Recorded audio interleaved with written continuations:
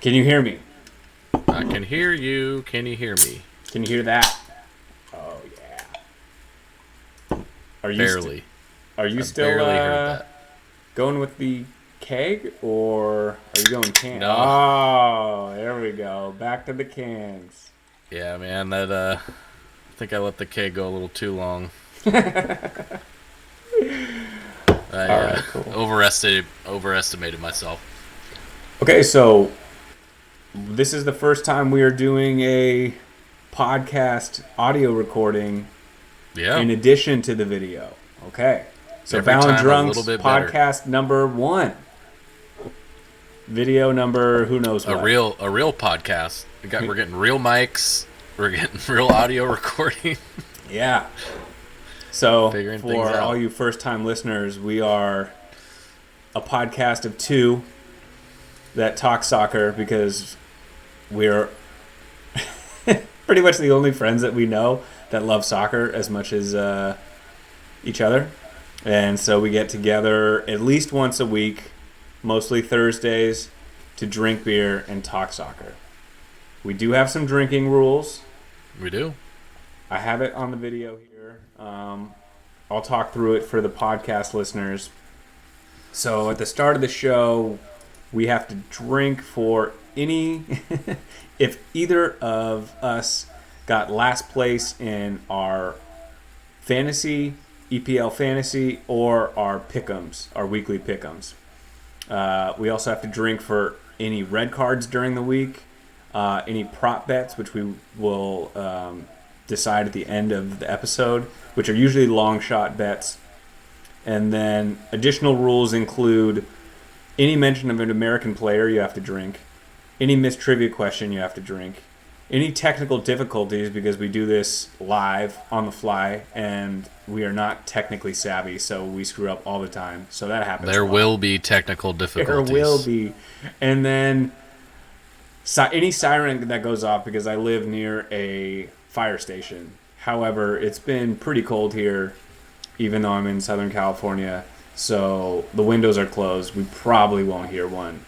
But we'll see. There was a helicopter going over yesterday, so we might get one of those. Right. Any additional rules I'm missing? Because I know the board doesn't have all of our rules on there. We made some additional ones as we went. Yeah, we got a few of obviously the pre-game rules, you could call them, to kick off the podcast, that we'll go through quickly. A few other rules that we're working on. They might make an appearance in some later episodes. But yeah, we're always tweaking and adding new rules to make things fun. So hopefully everyone has a beer in their hand to follow along. And I got the scoreboard here to count our drinks, to keep you honest. Yep. Even though I exceed whatever the number is anyways, so. So speaking of drink number 1, so looking at some of those show starting rules, so we do look at our fantasy Premier League matchups that we had from the prior week. We'll also take a look at the fantasy, or not fantasy, but the Pick'em Premier League league that we are a part of. And then we'll also check in on our prop bets from the last episode, and then any red cards that occurred over the last couple weeks. As we look at the Premier League. So, on the Pick'em side, Austin had a strong week. I scored did? 120 All right. points. Good enough for third place in the Pick'em League out of 8 places. I was a solid 40 points behind you at 80 points. However, that was still good enough for 4th place, only 1 spot behind you. So I'm still happy with that. Nice. But one drink for me there. We already had technical difficulty. I lost your score on the scoreboard. What'd you do? I don't know. But that's definitely one for me on that All right. one. I'll get That's that a double going. drink. I'll try to fix that as you list out what's going on. And then on the fantasy side, it was a lot of really tight scores this week. So you finished with a score of 72, which was good enough for 4th place. Actually, you tied for 4th place. Dang, that was a 4th place score? I know. taking a look at the scores here. So we had a tie for first with 81 points. So you're only 9 points behind first. We had third place at 78, and then you and one other person tied for fourth with 72, and I finished in last with 69. Only 3 points behind you, so another drink for me.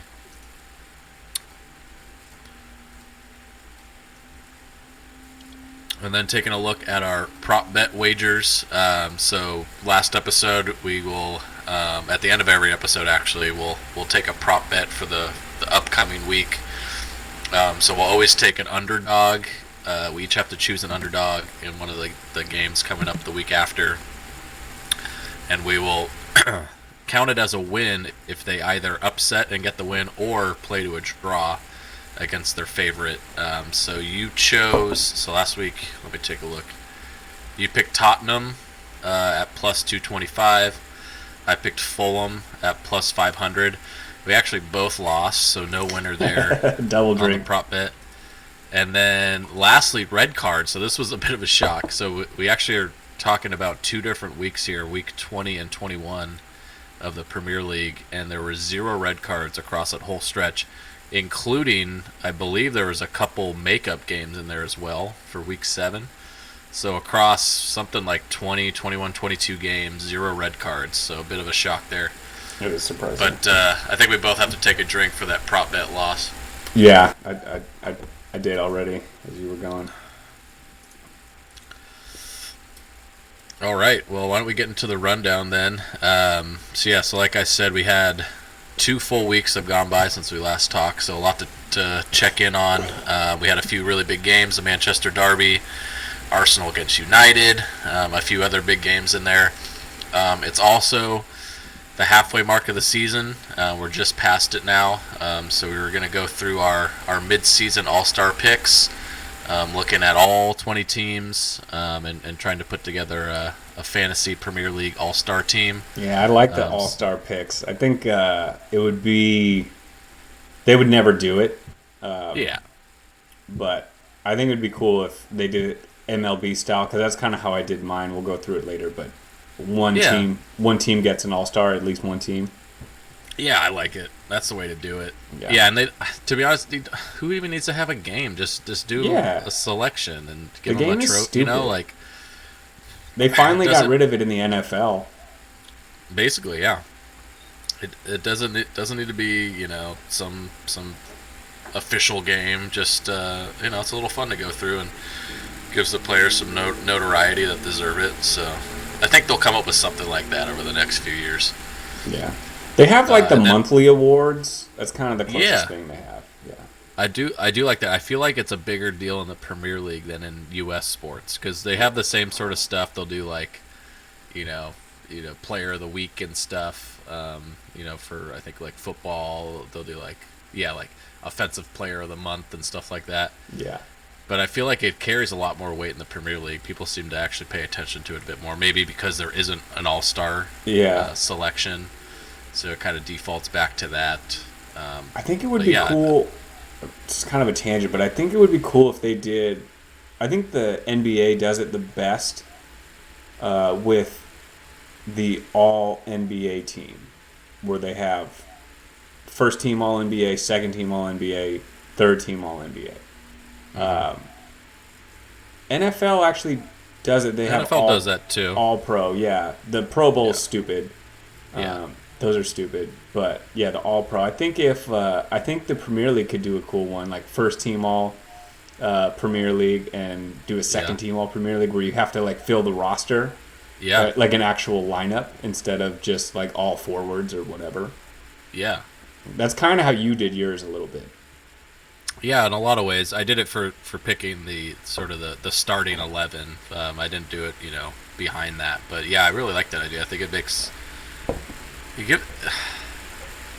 I guess maybe you could just say it gives people more stuff to talk about, but I don't know. I think it gives a lot of incentive to players that maybe aren't at the top of the leagues, right? It gives them more recognition, more incentive to play well and hard on mid-table teams and lower-table teams. Yeah. I think it'd be a really smart idea. I think it would just bring more excitement and action to the Premier League. For sure. All right, well, you want to get into the news? Yeah, why not?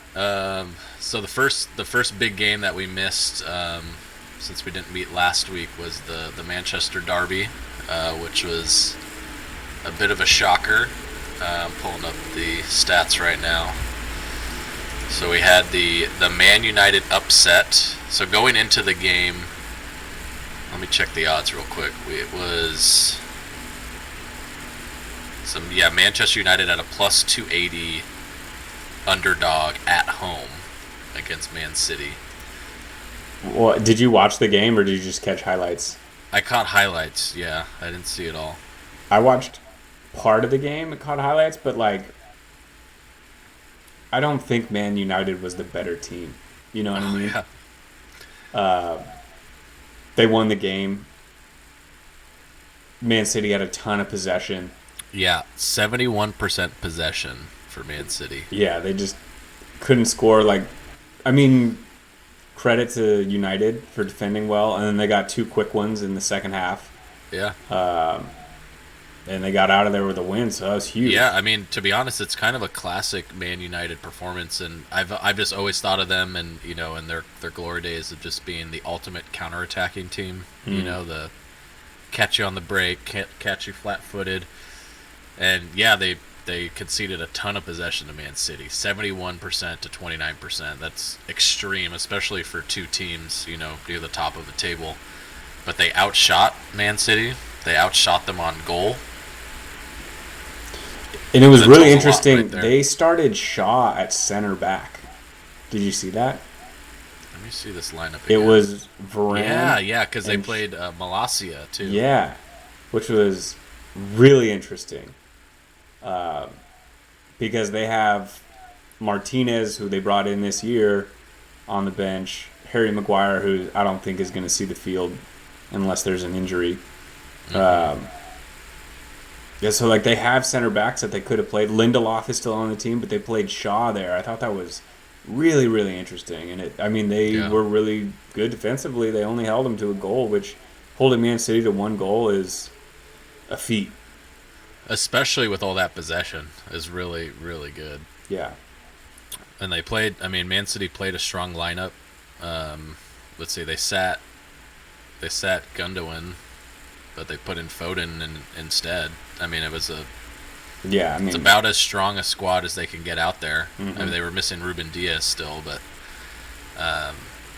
minus that one spot, it was pretty much the strongest Man City team they have, and they held up to them. Yeah, they should have. I think they should have won, even though they didn't, or at least gotten a draw. I can't remember. There was one, I can't remember the Bruno Fernandes goal. Now that there's a week of games since that game, it's so hard to remember that specific one. It's crazy. But yeah, big win for Man United. So that helps them a ton. It helps Arsenal a ton as far as keeping Man City off their back in the standings. So big win for United. Yeah, I forget if it was Rashford. I think it was the Fernandes goal. I think, if I remember correctly, it was a good finish, but I think the Man City player stopped for a second because somebody, I think Rashford was offsides, but he didn't actually play the ball. Yes. And they kind of all stopped, and then Fernandes came from onsides and picked up the ball and then kind of dribbled a guy and scored, I think. I didn't pay attention to what was written afterward, what was said afterward from the players or anything. But I would have been pissed if I was a Man City fan. If you ask me, that was an offside play. Thank you for reminding me. Yes. I think it was borderline. Yeah, but you can't tell me that Ederson, who was coming out to the ball, wasn't expecting Fernandes to do something. Or sorry, Rashford. He completely, if he was just out of the play, off the field, he would not have come out the same way. He would not have done well. Yeah, and the defenders wouldn't have done what they did. I wasn't even thinking about the goalie. I was thinking about the defenders. He influenced so much in an offside position, even though he didn't touch the ball. And I feel like that is not fair. I get what you're saying, but that's, as far as I know, that's not how the rule's written.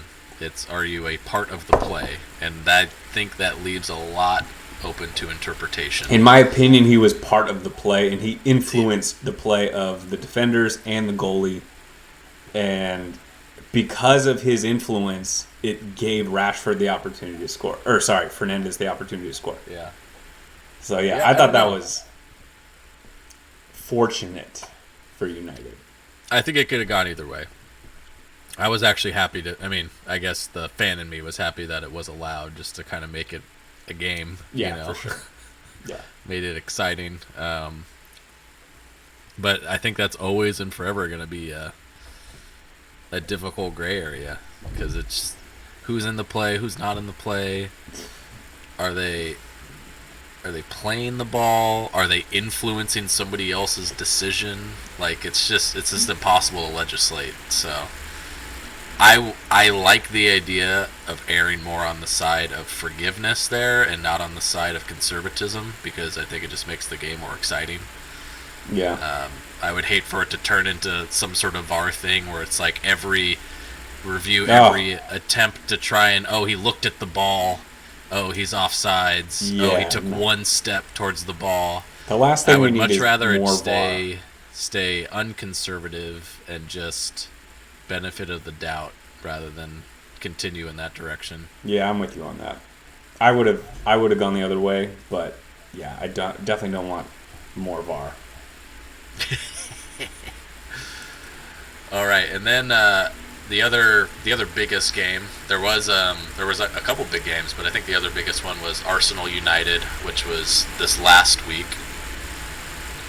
So I watched this in its entirety. Oh, that's awesome. And Arsenal went down. They were playing well. They went down first. Yep. And one thing I noticed straight away is that the entire Arsenal team didn't hang their heads, didn't get upset.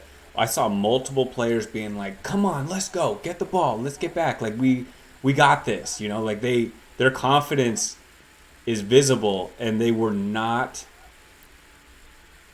like down on themselves for giving up the first goal. They knew they were going to get it back, and they did. And like that was the difference. I feel like the teams from a talent perspective are pretty even.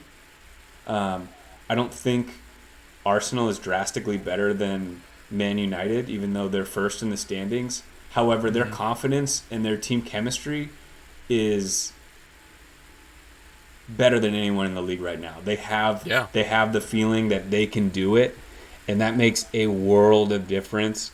And I think that's what gave them the edge in that game. No, I agree with you. Some of the stats: 25 shots to 6 out of Arsenal, 60-40 on possession. Pretty dominant performance, even considering, like you said, going down a goal first. Easily can hang your heads, easily can get out of whack, start freaking out. We're gonna lose first place, all this stuff. We already lost to them once this year. They had a really good game the first time they played, if you remember, and United actually won. But yeah, just really impressed with how they kind of recovered, how they fought back. And Nketiah, who's, backup fill-in striker, playing with confidence. Yeah. Playing like he's been the striker and isn't scared to try things and isn't playing like he's been riding the bench for forever. And they brought on, we're stepping on some of the news from the transfer window, but they brought on Trossard late from Brighton, which I was bummed about, but we can talk more about that later. But it's another guy off the bench they can bring in and have some. He's a good player. Some quality offense add to the mix because that Jesus injury, they got to fill that hole as best they can. Yeah. And then the only other thing about that game that I wanted to talk about was it was a bummer that Casemiro couldn't play. I know. I would have because there was a clear battle of the midfield won by Arsenal. They were significantly better in the midfield. Partey had a great game. Odegaard just doing whatever he wants, facilitating left and right. Yeah. And it frees up Xhaka to do whatever Xhaka does. And then, like, even Zinchenko was huge. He basically played midfield.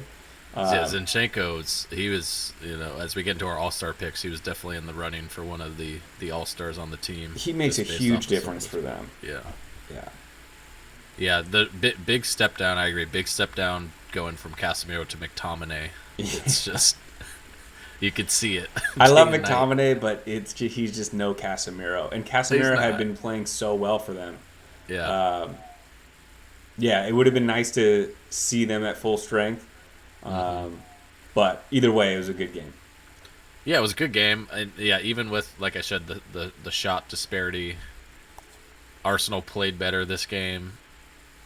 I wouldn't hang my head too much of it as Man U. It's a tough game. They're playing the first place team in the league. Yeah. They gave them a battle. They were in it.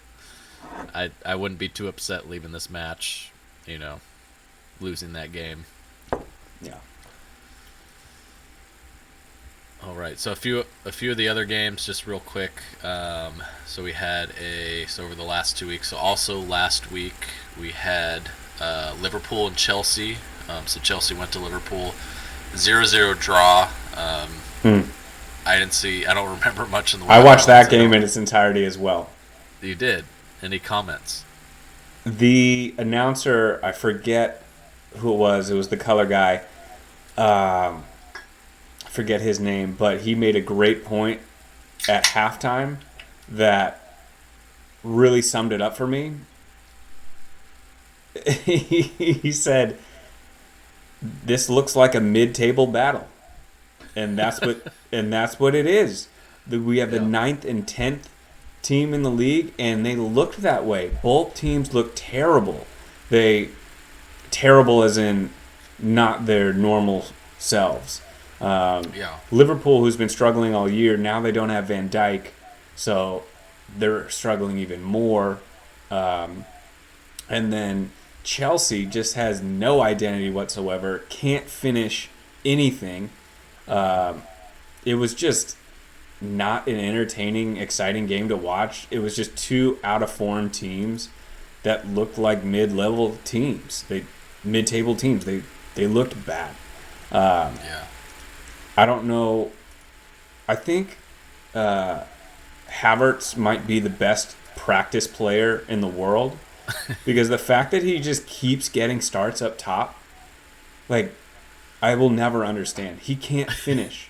He cannot finish. He'll score once in a while because he's got great crosses coming in from Ziyech. Mount gives him some good crosses. Like, he just is not a finisher. He's not a world-class striker. I think he's a little out of position, even though he always plays up there. I don't think he's a striker. Yeah. It's just I hate watching Chelsea, and they got Mudryk from Shakhtar. Yeah. And I'm really bummed out because I wanted him to go to a different team. And I actually think he's going to make a big difference for them because they need an offensive spark and someone that can score goals, and he's just instant offense. Mm-hmm. That guy's insane. He's so fast. He's so quick. So I think that was a big pickup for them. They brought him in the second half. He looked live. He made James Milner look all of 34 or whatever he is. So, ancient. Like, yeah, they had to. He's just a force. So I'm bummed he's on Chelsea, but excited to watch him play more in the Premier League going forward. Yeah, no, I'm glad we get to watch him more. He seemed that brief cameo we saw was obviously really encouraging. Yeah, I guess I don't know what other team I wish he would go to. Well, he was linked with Arsenal. That would have been really cool. Arsenal would be cool. Yeah, I'd put him in instead of Martinelli. That would be even more of an upgrade. But I like Martinelli. But yeah, I would play him over Martinelli. Yeah. Then you have Saka and Mudryk with Nketiah. We pretty wild with Odegaard and Xhaka behind. Yeah, no, I could see that. I agree with you there. That would have been. That's the thing with the Premier League, though. It's like, okay, what team is he going to go to? And it's like, okay, Arsenal's stacked already. Man City's stacked. Man United's stacked. Tottenham maybe, but even they have like Richarlison on the bench. Yeah. You have Kulusevski, Son, and Richarlison already. You have Yeah, too many to play. exactly. So it's like, okay, one of those guys is riding the bench. It's like, Yeah. that's why I want to see someone like that go. Liverpool could use him. Oh my god. Well, if they were healthy, no. But, right, but they're not. They could use him. Yeah. But yeah, it would have been Yeah, nice to see him go to like a Fulham. I would have been sick. Never would have happened, but Yeah, of course. Yeah, so he went. So speaking of Mudryk, when was that? That was there it is. So he went for 70 million euros to Chelsea. A lot of money. I think he was the single largest transfer of the window so far. Why don't we just segue into the transfers then? Yeah, go for it. We mentioned Trossard. Yeah, so you mentioned two already. Probably the two biggest in terms of names and notoriety, Trossard and Mudryk. You already talked about it a little bit, but obviously a little bit bummed to see a move like Trossard's. Obviously great player, happy for him to go to a bigger team, but just loved what he brought and what he kind of meant to the mid-table type Brighton team. But that's the thing is that they're not mid-table. Well, they're a mid-table team, but they're sixth in the league. They're in Europe. They're in Europe. Now. They're in Europe. That's why I'm surprised that they sold him. Like, wait till the end of the year. You know, like, why do it now? You have a shot at making Europa. Like, why not? Why not keep him? To be honest, and the reason why I think they made that move is, to be honest, they have too many players in those positions. They have Matoma. They have McAllister. There were times when Trossard wasn't playing. He was on the bench. You know, he was maybe only playing half the time, 3/4 of the time. And they've had an embarrassment of players. Their recruiting team, whoever the recruiters are, their scouting team, I think is probably the best in the league. The players they find on their budget level. Yeah, amazing. Really good. Yeah, so he went for a $24 million or 24 million euro move to Arsenal. And then we already talked to Mudryk, 70 million. A few other moves that happened. So we had Dan Juma coming from, I believe it was Villarreal. Let me check this one real quick. So from Villarreal to, I believe it's on loan to Spurs. The reason I bring this one up is obviously he's a pretty well-known name. Representing, I believe he represents Netherlands. He was supposed to join Everton to the point where he had actually completed a physical and had posted on his social media the fighting motto for Everton before the night before he was supposed to be introduced, traveling to Tottenham to do some sort of discussion and then deciding to join Tottenham. Oh, so, man. Just to add to Everton's horrible week, which we'll get into in a little bit, it was just the icing on top that their top target that they wanted to try and help escape relegation decided at the last minute just to leave him in the dust and go to Spurs. They call that the Carlos Correa. Fuck that guy. God, I hate that fucking guy. And then we had a few other moves. So there's this guy, I don't know, maybe you know, but Maduke. This guy went for, where is this guy? 35 million euros from Eindhoven to Chelsea. He's a right winger. Because they need another right winger, I guess. They're spending so much money. What do they do? Chelsea, I feel like, I could be wrong, but I get the feeling like no one is safe on that team. No one. Yeah. And so they're just bringing in as many pieces as they can. We didn't mention here because it was like last week or whatever, but they have what's-his-face on loan from Atletico. Yeah. Oh, João Felix, yeah. It had just happened when we talked last. Yeah. And they're just buying players left and right, even though they have players there because they're playing like shit. And I feel like they're just gonna figure out who's playing the best and then just dump the rest. Mm-hmm.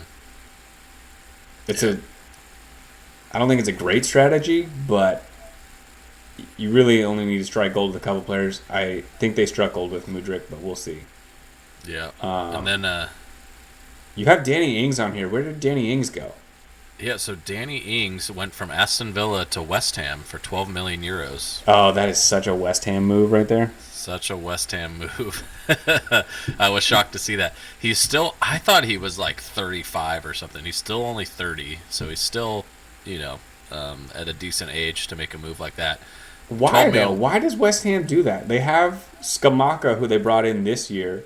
Yeah, for like $40 million or something crazy. And then they also have, what's his name? The Jamaican. Antonio? Mikel Antonio. Yeah. Why? Where's Danny Ings going to fit in? Exactly. Like, he's not better than those two guys. Like, yeah. I don't understand that. Yeah. So there was a few sort of inner Premier League moves. So Ings, Chris Wood left Newcastle to go to Nottingham Forest. I think it's a decent move for them to get another proven striker. We had the Wakehorst move to Man United, which was definitely a bit of a surprise. He's the Dutch Chris Wood. Exactly. Perfect. I didn't realize this, but Chris Wood is a Kiwi. I thought he was British, but he's a Kiwi. Oh, really? Yeah, he's from New Zealand. Oh, wow. Yeah, I just assumed he was British. He just seemed British, but he's actually... I bet his 23andMe is all in the UK. Yeah, probably. I'm pretty sure he has an accent too. So a few other big moves. So I'm looking at it from the dollar perspective. So kind of looking at some of the larger dollar moves. So we had Carlos Alcaraz for 14 million euros to Southampton. We had the 11 million euro João Felix loan. Alex Moreno to Aston Villa for 14 million euros. Mario Lemina to Wolves for 11 million. This guy Jorginho Rutter from Hoffenheim to Leeds, so they're getting another center forward to battle with Bamford and Rodrigo. 28 million euros, so big dollar move for Leeds. $20 million move for Danilo, a defensive midfielder from Palmeiras to Nottingham Forest. So they're continuing to spend money, which is really exciting. That's good. I wish Leeds would spend money on a defender because their defense is just trash. Seriously. Like more offense. Yeah, I mean, yeah, cool. You can bring in a striker. I know you guys have had injuries. Bamford's been injured left and right, but man, they need help on defense. Yeah, and then the other big dollar move that I don't even know this guy, but Dango Uwatara, Django, a right winger from Lorient to Bournemouth for 22 million euros. So Bournemouth making a big move there. Bournemouth trying to get out of the bottom. 22 million, yeah. So, and then and then lastly, don't know this guy either, but Jacob Kiwior, a center back from Spezia in Italy, to Arsenal for 25 million euros. So they picked up another center back. Wait, I want to go back. I want to go back to Weghorst. Yeah. Yeah, what the fuck is that move? It doesn't seem like a Man U move. And I watched him play, like, the fact that he's so tall that when he runs it looks awkward, but he's pretty coordinated for how tall he is. Like, his athleticism is impressive. But I just don't know how much he brings to the table as far as goal scoring or facilitating. He kind of does both at an average level. I don't understand it. I don't know. No, I get what you're saying. I think so. I think he's a stopgap, to be honest. Like, I think it's like, oh, let's get this guy in, see what he can do for a couple months, and then we're gonna find, in the summer we'll find somebody else. I think the reality is, and we can look at this, I'm looking at the the full list of all the transfers right now. There's not a lot of strikers moving. There was one or two I think I called out, maybe only one. Well, and we did have the other Dutch guy to Liverpool a week or so ago. A couple weeks ago. Oh yeah, Cody Gakpo. Yeah. Gakpo. Yeah. Thank you. That was before the last episode. Yep. But yeah, to me, there doesn't seem to be that many, and the ones that are good, like we know as a whole, it's sort of the most prized position. To have a really quality striker is just so hard to find, it's so hard to get. Consistent quality striker that I have a feeling the market's just completely out of whack and sort of overpriced, because supposedly the terms actually aren't even released for what Weghorst cost. So interesting. You might have to go with somebody like that just to get a reasonable stopgap. Yeah. And then really save your money to go for some of these big names, because... Well, it's true. You're making a good point, because if you think about it, the best strikers right now, outside of maybe Haaland, which is why he was such a steal... Yeah. They're all old. They're all close to 30 or over 30. Mm-hmm. And that next generation of striker, there's not many. Can you name any under, like, outside of Haaland, like, who else is there? They're not. It's a byproduct of the new age of soccer. I feel like it's the all of the newer and younger quote unquote strikers are not traditional strikers. They're going to be smaller players. They're going to be quicker. They're not going to be your traditional stand up with possession or win the ball in the air. Mm-hmm.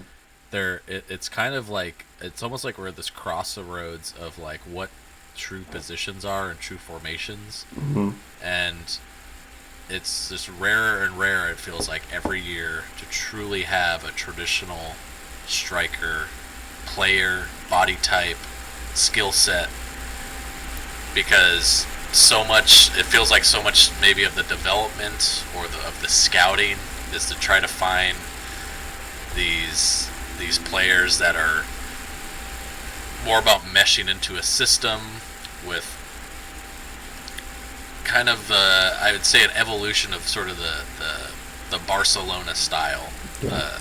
Well, you can still be like my man Sergio Aguero is not a prototypical sized number 9, but yet he plays that role so well because he knows how to make the run.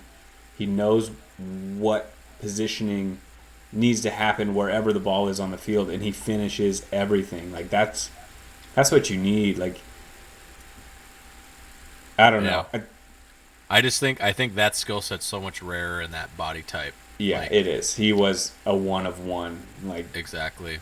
So I think it's just a byproduct of kind of where the game's going, but I think the market probably prices, accordingly based off of that. So the U.S. men's national team is still looking for a striker. It always will be. Yeah. Okay, so those were transfers. I want to segue into U.S. The drink tally is about to go up here. Okay. Because I heard rumors that Weston McKennie drink is that Leeds is going hard for him. Leeds? Yes. Please. However, Arsenal is making a late run because they want to get him. Wow. This is rumor. I read it on the internet, so it's probably true. Rumor. Yeah, it's got to be true. But that is what I've heard. Which I would be happy if he went to either team. That would be amazing. Yeah, no, we already talked about it before. We'd love to see him in the Premier League so we can watch him more often. I almost don't want him to go to Leeds because I don't want an all-American team. Yeah. Like, I mean, that'd be great it'd be like Wolves is all Portuguese, or at least they were. I want like him spread across the league, though. Yeah, I would like him more spread. Yeah, exactly. Yeah. And if he went to the best team in the league, who might win the league, that would be huge. And if he was a part of that, Be huge. To be a part of that would be pretty awesome. Unfortunately, though, I feel he's not going to have a spot on the field, though. I don't think he would start off the bat for sure. I mean, he'd have to take a spot from the trio of Odegaard, Xhaka, and Partey. And Partey's playing so well. I know. The only person out of those he could possibly take it from is Xhaka, but he's been playing really well, too. But Xhaka, they kind of do different things. I think McKinney is more attack-minded, or better attacking. But yeah, but I think Xhaka's better at being flexible between being kind of like a winger and a midfielder, both. Like McKinney's more like a true like attacking midfielder. I feel like. Where Xhaka can actually almost play like a left mid when they need him to. But I could see them maybe playing just a more attack-minded formation and leaving Xhaka out, and like Partey is kind of like the back of the triangle, like the defensive midfielder, and maybe Odegaard and McKinney together. I think that could be cool. But it would probably be a tactical thing and not an everyday lineup. Yeah, no. But either way, it'd be really exciting. I would love that rumor to come true. Yeah. And then, I don't know if you heard, but Brian McBride, who is the U.S. men's national team GM, resigned. And then the other dude, Ernie Stewart, I might have gotten that name wrong. I think that his name's definitely Ernie something. He was the director. Gone. Wow. He went to Eindhoven, maybe. He's gone. And I don't know if you noticed, but Berhalter wasn't coaching the men's national team the other day. I saw there was a friendly, but I didn't check in. He was not coaching. Well, I mean, he's still on indefinite hiatus while this investigation's ongoing. Exactly. Right? And the word is that he's still an option for a future coach. They don't want to cross him off completely. But to lose the director of operations, the GM, and then have the coach be in this weird limbo, you're basically saying, whoever wants to come in, we have a clean slate for you. Bring in whoever you want. Take care of whatever you want to do. You have full control. They're trying to make this opportunity more appealing. And I think it's almost a formality that Berhalter's not the coach. I hope so. And I am all for that because I think he's a horrible eye for the game. Nothing to do with him kicking his wife or whatever happened. I just gotta say, I haven't said this yet this episode, but what a glorious mustache. Thank you. Everyone take a drink to that. Cheers. I think we probably have another 3 or 4 drinks in there from that USA talk that we didn't do. I said Berhalter, he counts. Brian McBride counts. I tagged Brian McBride. And I actually have a few rumors for you as well. And I heard Timothy Weah, another one. Oh, we got some more USA rumors. You're hearing it here first. Timothy Weah might be on the move, but not to a Premier League team, sadly. I heard Sevilla was looking at him, and then Mönchengladbach, I believe, was the other one. Interesting. Again, I read it on the internet, so it's got to be true. You can trust the internet about as much as you can trust a guy with a glorious mustache. 100%. That is not true. Mustaches are very trustworthy. 100%. That's what I said. 100%. Oh, I thought you were being sarcastic. I was being sarcastic about the internet. Okay, but not mustaches. Glorious mustaches are 100% trustworthy. Yeah.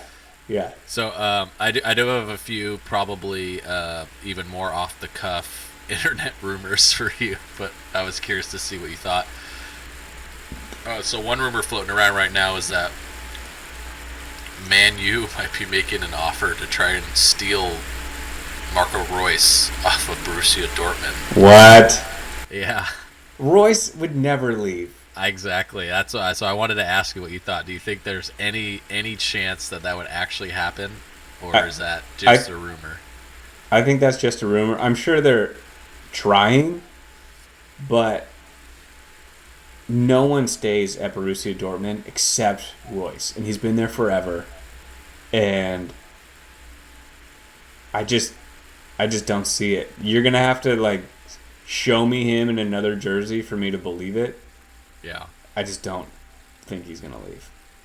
I don't think he's going to leave, but the one thing that made me think about it a little bit more is supposedly his contract is expiring the end of this year, and he still does not have a new contract from them. So he is getting up there in age. Yeah, there may be that point in time when they just say, hey, like, we don't really want to offer you a contract. We're happy, we're fine if you want to leave, go somewhere else. Yeah. It might end up being sort of a mutual thing, right, and not. So that's the one thing that made it sound a little bit more realistic. Or maybe like a pay cut type of situation. Like, hey, if you want to stay, we'd love to have you, but we can't pay you whatever. And he's like, I'm going to go play for 2 years and make a shitload of money, and then I'll come back and play. Yeah, my exactly. final If he goes to the guys. MLS, I'm going to be so sad. Yeah, please don't do that. Oh, drink. That's a rule. MLS mentioned. Oh, time to crack one.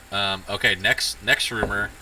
This one also for Man United is the idea of actually doing. You don't hear about this too much, but actually doing a trade. So a trade swap. Wait, are trades even a thing?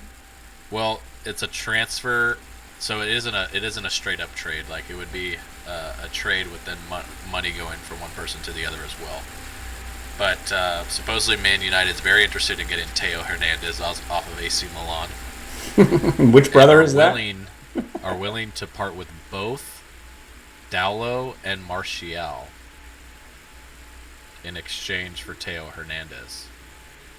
So you're basically dumping Martial for free and then just swapping and then trading Dowlow the back. Okay. Poor Martial. I know. Fall from grace there. So Martial is not, he's never going to be at that top tier goal scorer like we just talked about. Yeah. But he's right there. I mean, Yeah. I feel like send him, he could be like a perfect Jermaine Defoe, you know? Who... Yeah, send him to like a Brighton. Yeah. Or like something like that. He could fucking kill it. When Martial's coming at you with the ball, it's terrifying for a defender. And he can... Yeah, Wolves, go and get Martial. What are you doing? Yeah. Yeah. Man United just giving him away. Oh, my God. West Ham going and getting Ings. Go get Martial, you know? Or Leeds. Yeah. Yeah, exactly. Come on. Yeah. Like, that's the type of guy I feel like you could get for a bargain, and he can still produce. Yeah. No, good point. All right, my last rumor to share with you. Let me find this one real quick. Oh, where'd it go?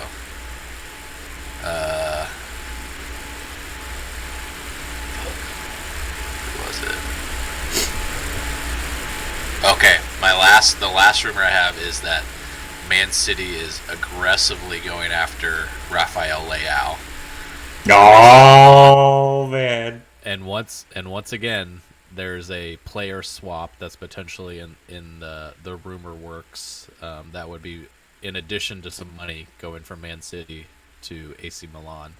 And I'm really curious to get your take on this.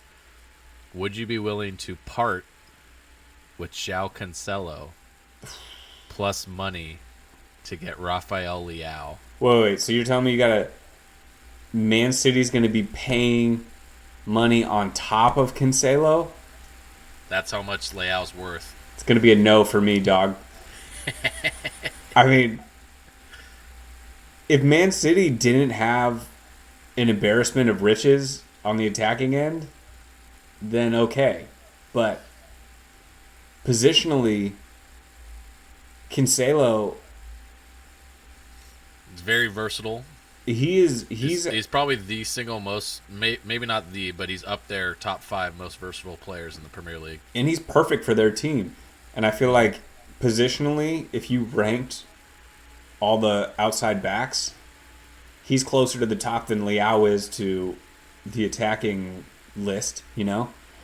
Mm-hmm. No, no way. No way. You wouldn't want Haaland and Leao up top together? Oh, I would love that. I would love that. But not at the expense of Cancelo. If I were Man City, I would be like, you got to send money our way. I like it. I like your thinking.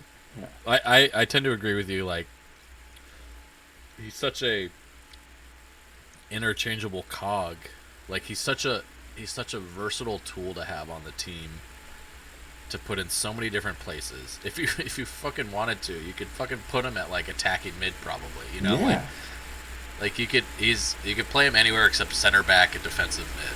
But pretty much any other position, you could put him there probably. You know, so it's hard to put a dollar amount on somebody that really plays in multiple positions. And I love Liao. But exactly, it's like, and it's just the upside and the age and everything with Leao is like he's worth so much money. I know, but it's like, okay, you have Mahrez, Foden, Grealish. Like, yeah, Liao would be amazing in that group. Yeah. But you have all those guys. And if you take away Cancelo, who are you playing? You lost Zinchenko. He's gone. Yeah. Yep. Who are you bringing Kyle in? Walker, who's getting up there in age. Yeah. You'd have to be like, hey, we already have a replacement in the wings that would get me on board with that. Yeah. Yeah, I agree. All right, well, that's it for the rumors. Before we get into the main event, the All-Star picks, just real quick, the one item we didn't really touch on is the upheaval at Everton. So after the last slate of games, there was the first El Sacico of the weekend, as it's been dubbed. Dude, R.I.P. Season, I should say, between West Ham and Everton. West Ham with a pretty dominant beatdown to Everton. The next day, Lampard was let go. So currently with the interim coach while they're looking for a long-term replacement, at least for the season. Really sad state of affairs with Everton. I think it was a day later when the whole Dan Juma event happened that I already talked about with the last-minute transfer change. And then it was no more than 2 days after that then the owner or the primary shareholder for Everton decided to put the team up for sale. I did just look up some numbers. He's asking for a minimum of 500 million, if you were curious. I would have guessed more. Yeah, I would have guessed more too. He said He said I will entertain offers starting at 500 million. So he's probably trying to gas it up a bit from there.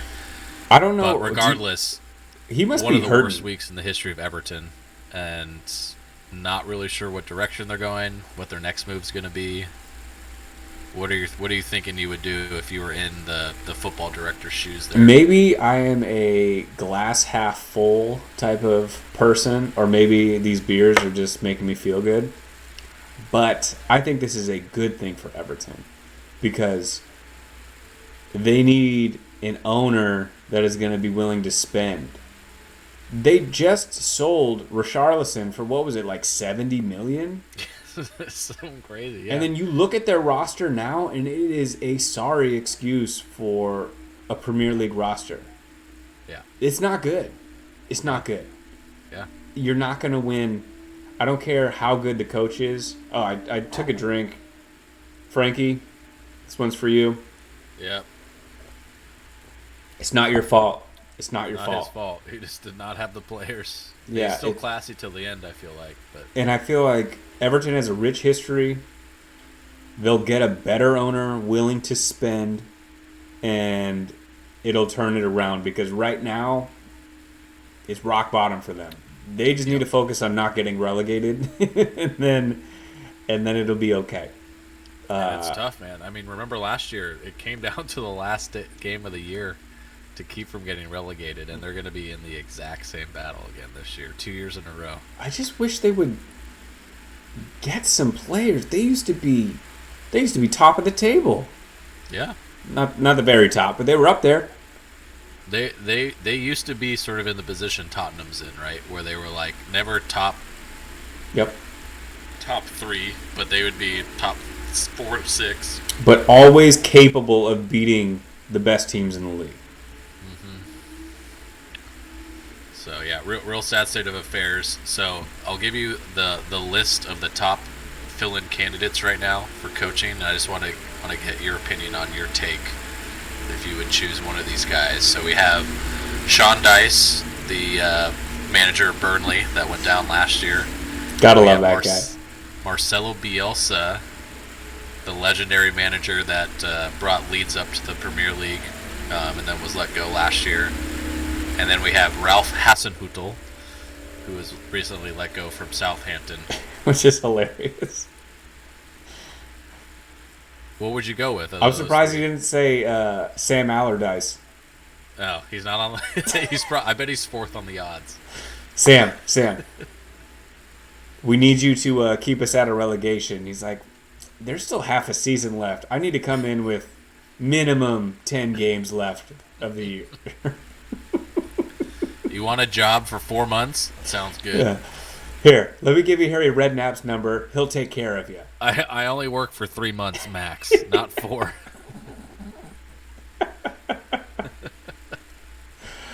Oh, man. You know I'm going with my favorite ginger.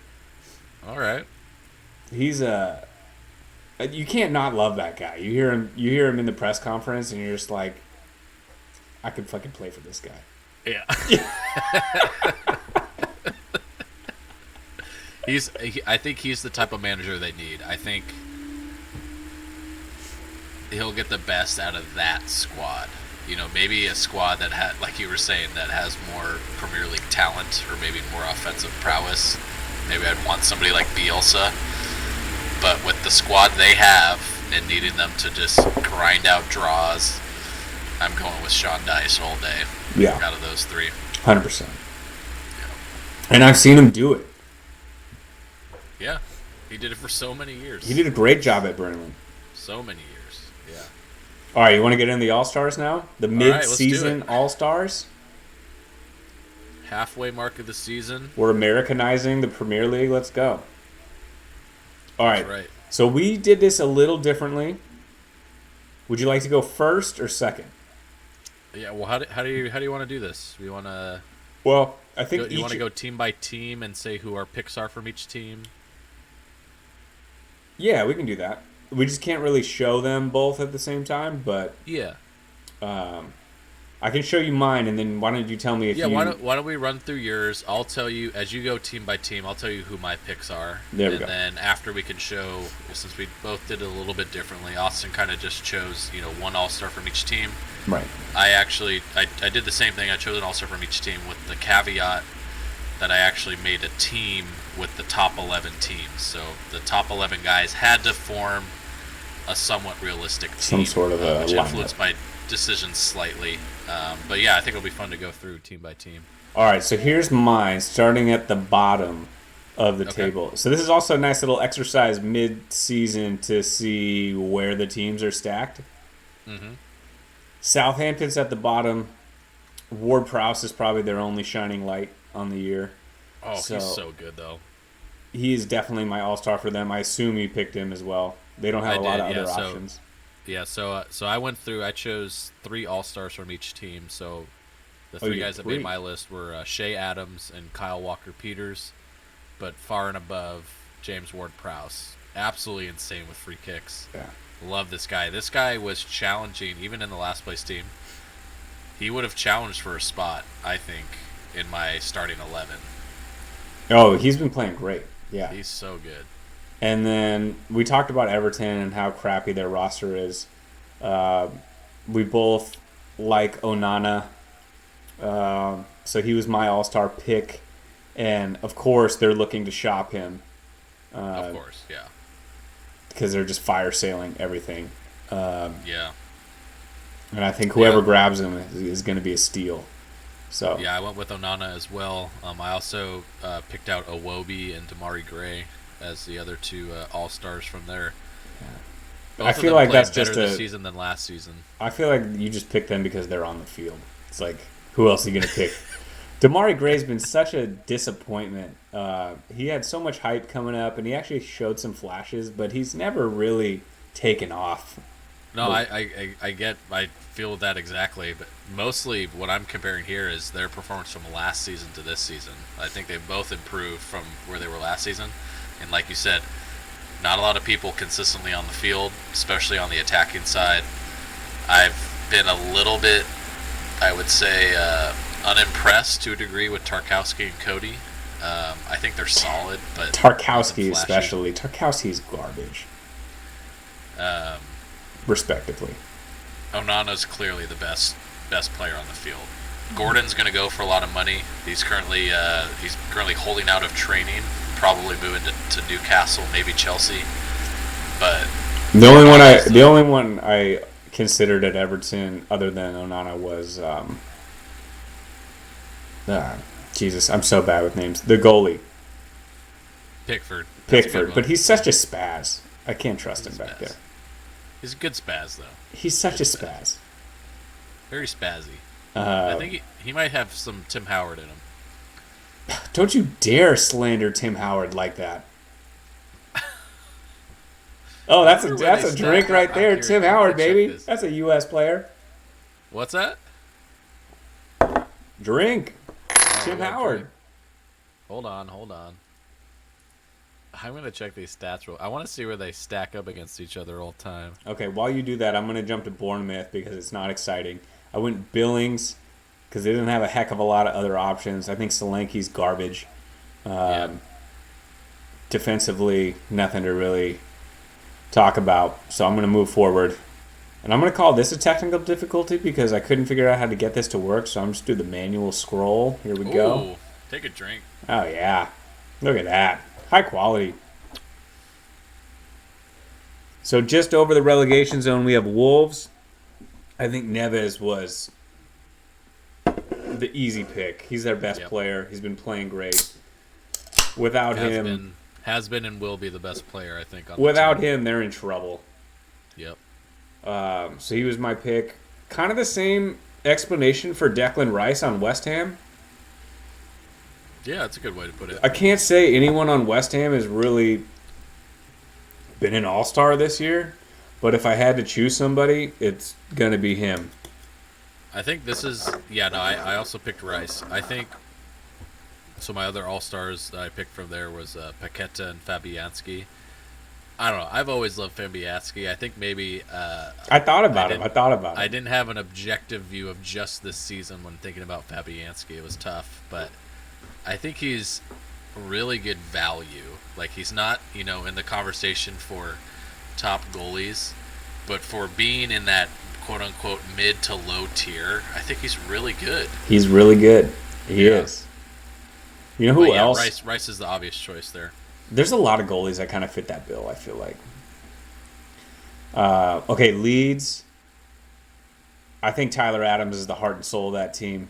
And... Oh, yeah. He does so much for them. He plugs so many holes because their defense is so bad. And he has to cover up so much of it. And he works his ass off. And he's a no-brainer for me, for them. Yeah, no, he was the obvious choice for me, too. And that's an American drink. Drink. Immediately right off the board, though.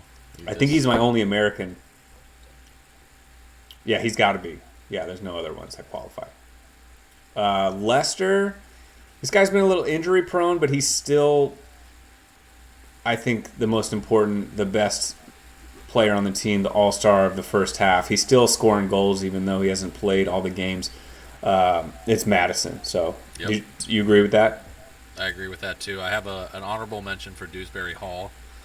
I think he's played really well. He's kind of made a name for himself, especially in the absence of Madison. But Madison, even though he was injured, he was carrying so much and doing so much while he was playing that you got to give it to him.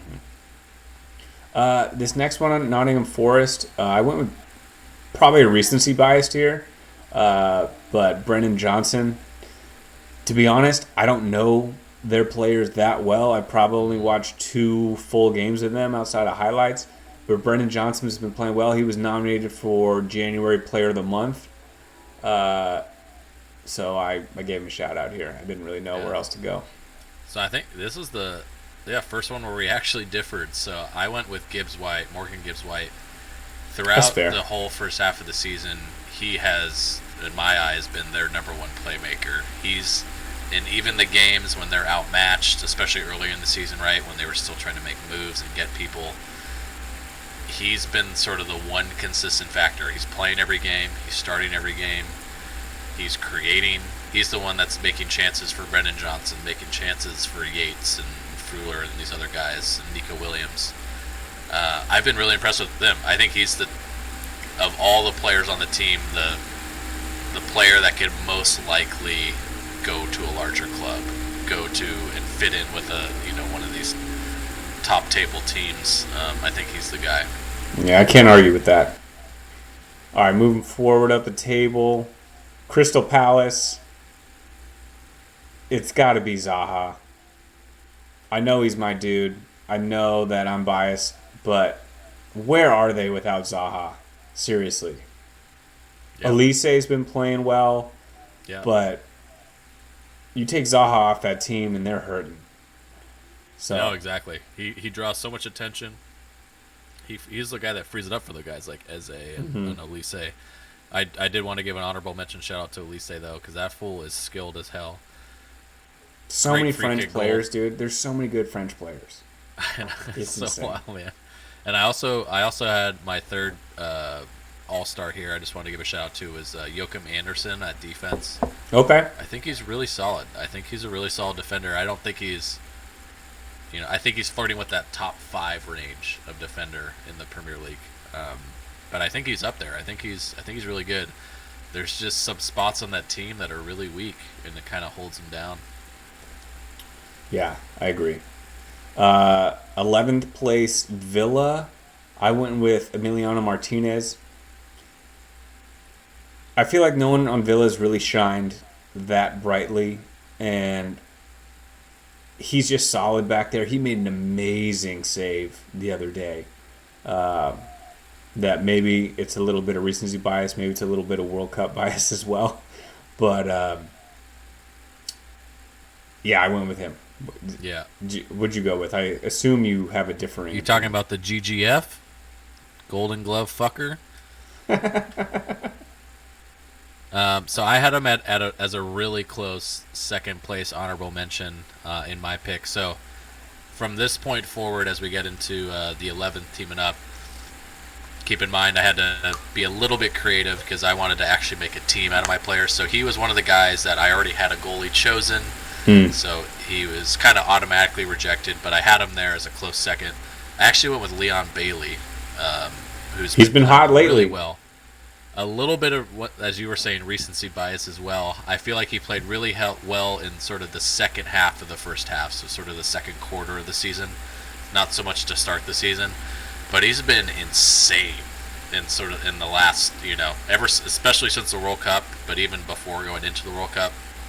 He's been kind of the main guy, creating, running at guys, dribbling guys, taking on 2 defenders and then drop it off to somebody else. Not scared he'll do free kicks, not scared to take on anybody, and cares so much. There was a game where he missed like a goal that wasn't even that easy to take, but like he could have, and he was in tears after. Like he plays with heart on his sleeve, and I think he's been their MVP overall as a team. If you just watch that game against Leeds like a week or 2 ago, probably you would think he was a top 5 player in the world. Oh yeah, it was insane. Yeah. Granted, that Leeds defense, as I mentioned earlier, is just hot garbage, but he played phenomenally. He's electric, man. Yeah. All right, top half of the table. Chelsea barely cracking that list, but Chelsea at number 10. This was a tough one for me because he's been injured a lot as well. But at the same time, Chelsea have not been impressive anywhere on the field. Yeah. Anywhere. So when he was playing, he was impressive. So Yeah. I picked Reece James. I think this is a testament to how shit Chelsea have been this first half of the season. That's a really good point. It's funny, yeah. So as I was going through and picking my 3 All-Stars per team, I probably spent the longest amount of time on Chelsea. It's tough, man. It was the most unclear to me. And in the end, it really came down to either Reece James, who is a far and above the best player, the only caveat being he has been injured a decent amount, to the point where it may actually start to influence your decision on whether or not he should be an all-star.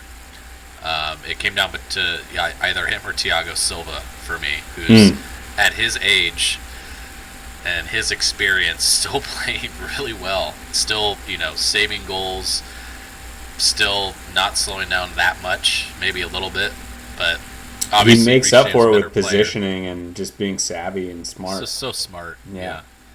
So second place Silva, but I had to go with Reece James, even with the injuries. You did the same. If you look at the scope of the year, he's the best player on the team. All right, I'm interested to see. I feel like this is this next team, Liverpool. I think it's one of 2 players. I went with Andy Robertson. Me too. You did? Okay. I did. It was either him or Mo Salah, but I went with Robertson. Mo Salah didn't make my top 3. What? Who did you put above Salah on Liverpool? I mean, I will say this. I think it's unfair to Mo Salah because he's been playing at such an insane level the last 3 years. But in comparison to his last few years, I think he's dropped off. I think you could call it recency bias or whatever, but I think he's not the Mo Salah of old. He's kind of in a slump for half a season now, it feels like. So the people, I really struggled with this one too, but I threw out Thiago and Van Dijk. Okay. Van Dijk I'll accept. Thiago I won't accept. Okay. I just think that although I agree with you that Mo Salah is not the same Mo Salah that we're used to, he still has been better for Liverpool than Thiago has been. For as skilled as Thiago is, that dude is about as slow as me, rarely runs, is great on the ball, but that's probably, I don't know. I just feel like Mo Salah does more for the team than Thiago does, but yeah, you make the right. I think, well, he draws a lot of attention. I mean, and he's outside of him scoring. Nunez hasn't been scoring. well, They no, brought but in if you look, Gakpo. I mean, if you go and look at the stats, Firmino has just as many goals as Mo Salah this season. They really miss Firmino. Firmino has 7 goals, Mo Salah has 7 goals. Nunez has 5 goals. So Mo Salah only has 2 more goals than Mo Salah. Or No. Mo Salah only has 2 more goals than Darwin Nunez. That's fair, but yeah, Yeah. I just think. I think Robertson's the right choice. I think we're both on it. Yeah, no, we got that one right, but we can debate the second and third later. Yeah. Allison's probably in that conversation as well. Yeah, that's fair. Brentford, top half of the table. Brentford, 8th spot. I went Ivan place, Toney. baby. I kind of feel bad about going Ivan Toney, even though I like Toney. He's been playing well. But I wanted to give some love to some other guys. So you did 3, so I think you're the one who should talk here. Yeah, so I went with Tony as well. That's my choice. Once again, I kind of struggled a little bit to try to find a way to fit all the players, but Tony for me was the choice. Especially, I think he kind of went through a slump and then came out of it and has been playing really well again. Got snubbed with the World Cup, felt really bad for him, even though he was playing well. But obviously, that was a tough squad to try and make. Hang on. Let me jump in. Hindsight's 2020 here. But would you have taken Tony or Callum Wilson?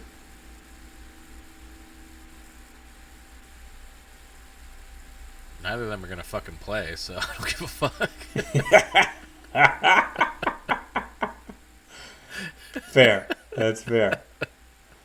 I would have taken Tony, but maybe Wilson's the older guy. Maybe that was the thinking, like, hey, he's not going to play. Let's just put him on the fucking team. We'll do this for Yeah. Tony in 4 years. Yeah, maybe. Maybe that's the way they were thinking. I don't know. Obviously, they bring different things. It depends what you're trying to get out of it. I think Callum Wilson's a better finisher. Obviously, Tony's more creative, but a better goal chance creator. I think. So it kind of depends what you're going for, right? Are you trying to fit in a piece with a system around him, or are you trying to get somebody that can kind of create something on his own? Yeah, maybe Callum Wilson's a better Harry for Kane Kane. substitute. Yep. Yeah. That type of thing. So the other two players I chose from their team, they have a lot of sort of these really good under the radar players, right? Lots of different guys. I've been really impressed with Mbumo this year. So he plays up top a lot with Tony. He's given lots of defenders lots of problems this season. He's fantastic. Big improvement over last year. Last year I was always kind of like, they need to get somebody else in that spot. And then this year it's like, oh damn, I see what they were doing. This guy is a problem. He is a problem. If this is a difficult skill, that's the reason why there's only a few guys like this. But if he had world-class finishing, he would be up there with the league leaders in goals because he's able to create chances out of nothing sometimes, but he just can't finish as well as the top tier guys. But yeah, like you said, he gives defenders problems. He gives them problems, yeah, and it feels like he doesn't. He doesn't look like the body type that's like quote unquote like super fit and in shape. But I feel like he's the type of guy where it's like the 75th minute and he's like running at you and you're like, holy shit, this guy's still coming at full speed. I don't know what the hell I'm going to do. And then the third spot was a little tough. I ended up giving it to Raya, the goalie. Okay. I think he's really good. Shout out, he made the World Cup team, third string for Spain, which is, I think, a big accomplishment for a big country like that to be selected. So I think it was deserving. But I think there's lots of worthy players for those second and third spots that could be debated. For sure. All right. We'll jump up to the 7th place team, Fulham. I really wanted to go with Ream, captain of the team. But I couldn't do it. I had him. At first I had him on the team, and then I had to actually trade him out to make it all work. But Mitrovic is the right choice. Well, yeah, Mitrovic is the right choice. Even though I wanted Ream, I'll drink for Ream because I said his name. But Mitrovic is the right choice. He just gives them... He makes them so dangerous. Mm-hmm. And Ream's been great. He's the captain. I feel like he's not even that fast, but he's so good at positioning himself and defending against big, strong players. He did really well against Harry Kane, even though Harry Kane scored. Harry Kane always scores. But like the best in the world, he can hang with him, and he defends well. I love his game. And he's going to retire soon, so we need to talk about him as much as we can. He's awesome. But Mitrovic, you earned it, dude. You can score from anywhere. He's like he's got a little Trae Young in him, which I don't like. I hate Trae Young. He's one of my least favorite NBA players. Where he always thinks he can score. He'll take a shot from anywhere, even though it's the wrong play. And he's like never met a shot he didn't like. You know what I mean? But at the same time, the team he's on, it might be the best option. So, and he scores a lot. So, I'm with it. And he scores so much in the air, which is just he might be the best guy in the air in the whole Premier League. You know, he's great. He's Giroud left. He could take that title. Okay, we're now into the Europe zone, halfway through the season. Brighton, number 6. I think McAllister is a no-brainer. I talked to you about Trossard. I think he was huge for them the first half of the year. Yeah. He's now on Arsenal. But I feel like the first half of the year, he for sure is in the top 3. Yeah, If I did a think, top 3. I think he was really good. He had some fantastic games. Trossard did in the first half of the year. Obviously, now he's on Arsenal with his move. If we were to eliminate him due to those circumstances, I think McAllister's the right choice. Though I think he's obviously got a lot of notoriety going to the World Cup. I think even before the World Cup, though, we were talking about him a lot. I thought compared to last season, I always was kind of unimpressed with him, I feel like, when I was watching him play. And just since the start of this year, just kind of a different level. Like, he really evolved into a new player that's deserving to be there in the Premier League, deserving to play with really good teams. Yeah. I think my favorite quality about him is I feel like he always just kind of fits in with whoever's around him. Like, he's so adaptable on the fly. He plays well. He's a good team player. Yeah. He doesn't have the individual flair, and he doesn't try to do too much. He just plays well within the team. He never seems upset like when somebody else gets a shot. Like, I feel like so many times you see with players like oh, like, you should have passed it back to me, like all that stuff, and I feel like I never see it out of him. Like, he's just kind of like, like whatever's best for the team, and it's exactly the type of guy you want being your leader on the team. So. And I gotta come clean. Before the World Cup, had no idea he was Argentinian. Really? Had no clue. Had no fucking clue. I mean, his name is McAllister. Yeah, I know. He's got a Scottish dad. I didn't know until last year, but I remember I looked it up last year because I was like, what country does this guy play for? And I was like, oh, really? Yeah. Argentinian. He's a Scot, but he plays for Argentina. Yeah. But yeah, no, he's phenomenal. Scot. He had an amazing World Cup, and he's had an amazing first half of the season, so I think he's a no-brainer.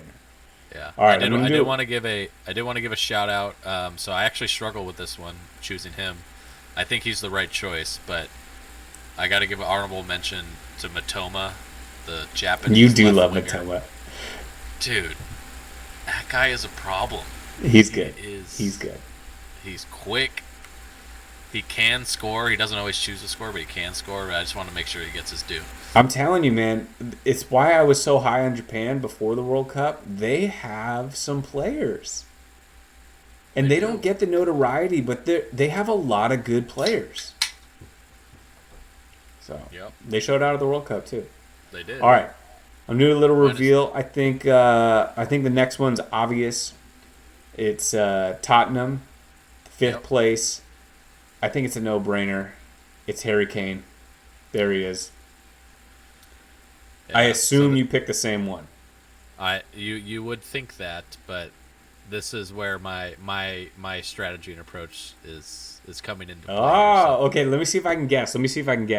Because I don't remember. Harry Kane is above and beyond, the best player on the team, but to try and make a team work, I already told you that I chose somebody like Mitrovic, right? Oh, yeah. So you picked a defender.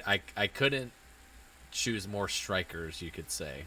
So to make my team work, I had to go a different direction with Tottenham. But if I were to just do outright best player, I would agree with you 100%. But I actually went a different route here for my selection. You went defender, didn't you? Maybe. You can't go Dyer.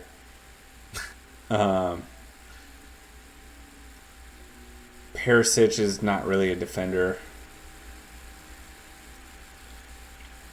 Oh, you went Romero. I just don't like Romero as a player. It's not a popularity contest. It's not. You're right. It's a get the job done contest. That's fair. But he's just a fucking liability, I feel like. He is a red card just waiting to happen. He toes that line. He toes that line.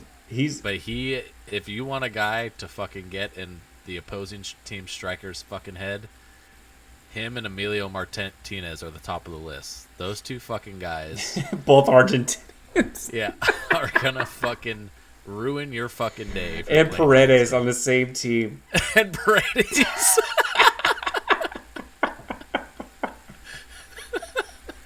Oh my gosh. Hey, it worked in the World Cup. Even though I thought that Dutch team was going to murder them, I thought they were going to destroy them. If they would have fought, that Dutch team would have destroyed Yeah, Argentina. they would have. Those Oh fools are my jacked god! on Netherlands. But yeah, so okay. I went with Romero. Who I was your think third? he's. I had Kulishevsky. Okay. A tough battle between him and Hoiberg. Yeah, I probably But would I have don't gone think. Hoiberg just because he's just such Yeah, a staple in the middle. Like you can rely on him. Kulishevsky was out a bunch. yeah. It was tough. Yeah, I mean, I think it's a fair argument. Yeah. But All right. I had trouble with this one, Man United. I really wanted to go Casemiro, but I feel like he didn't play enough games yeah, to qualify. I felt the same way. So I went Rashford. He's Yeah, I been did as really well. hot of late. Rashford for me. I think he's important to their team because they don't really have a true striker. He plays it sometimes, but he's been lights out this year, so I gave it to him. Yeah, he's been playing really well. I'm actually really happy for him because it seemed like he was on this path of falling off. Just like we've seen so many times, and he kind of just reemerged, and it's really awesome to see. Really happy for him. Yeah, I think he was the obvious choice. I went through the same thought process with Casemiro. I was like, he should be on this list. So for my other two All Stars, I actually chose Eriksson, who He's been has big played for the them. most, I think, consistent of all the players throughout the whole season so far. And then more recency bias. I've been really impressed with how Wan Bissaka's been playing the last month or so. Um, Dallo, I think, was, you could say, he surprised me. Did not think much of him to start the season. He's played much better than I thought. Yeah, I still don't think much of him. But Yeah, but I couldn't really think of anybody else that was consistently impressing. yeah, Bruno Fernandes has skill, but I don't think he's been consistent at all. he hasn't had a great year, and I feel like Yeah, yeah, Casemiro's the pick. He just hasn't really played the whole hasn't played season with enough. them, so Yeah, that was the other one. Okay, this next one I gave it away to you, but Newcastle, in my opinion, is gotta show love to my boy Almiron. He's been killing it. he has been Killing killing it. it. He's been so good for them, and they're third. They're fucking third in the table. He's been really fucking good, man. He has been really good. I don't know. What does I he couldn't have? do Like it. 9 goals? I gotta look it up. Maybe 7. You tell me your other two while I look up his goals. Yeah. So Almiron made my top three. Unfortunately, once again with the approach I was taking, I actually went with Pope here at goalie. Oh, okay, I okay. really think he's had a really fucking good year. Let me actually check real quick. He is. Go back.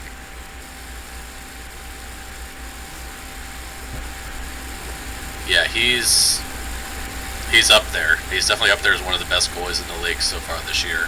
So I think I wanted to make sure he got that goalie spot. But to be honest, that second place, I think Almiron's had a fantastic year. He's been balling in terms of scoring goals. He's probably flirting with the top 10, I would think. Let's see where he's at. He's got 9 goals. 9 goals. Okay. So, Yeah. Oh yeah, he's in the top 10. Yeah. Um, dude, he was yeah. That's fair. no. I think he's the right choice looking at it. But I just want to give a shout out to Bruno Guimaraes. I think he's been amazing. I think he's completely controlled the midfield. He's been a pain in the ass to whoever they're playing. I think there's just so many times the midfielders are just kind of overlooked and not talked about. Yeah. And I think he's been integral to how well they've been playing. They're, I think, up there is the best defensive team in the league, and it starts with that midfield. And I think he's the key part. Yeah. No, it's all facts. So he is tied for 6th in the league with 9 goals with Marcus Rashford. Yeah. Holy shit, Rodrigo's got 10 for Leeds? Damn it, stop looking. That was my trivia. Oh, sorry, I ruined it for you. That's a lot. I still think Tyler Adams has been more important for them, but Yeah, it's impressive. it is a lot of goals. Yeah, he was on my list. He was one of the top 3. All right, I got a pee break. All right. While you're, I'll keep filling the airwaves. But I'm looking at the top goal scorers for the year. It's insane. So I'm gonna go. Harry Kane is in second place with 16, and then it goes Ivan Toney 13, Mitrovic 11, Rodrigo 10, Almiron, Rashford at 9, Odegaard at 8, Firmino, Harvey Barnes 7. Haaland has 25 goals. He almost has double what Harry Kane has. That's insane. That's insane. He's got a 9-goal gap between second place. A 9-goal gap. Almiron has 9 goals on the year, and he's 6th in the league in scoring. Erling Haaland has a 9-goal lead over the second place goal scorer. That is just crazy. And our preseason bet that we didn't get in time, but we put our fake money on it, is a shoe-in now.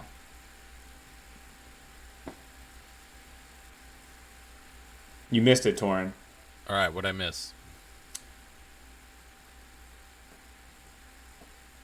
Almiron has 9 goals on the year.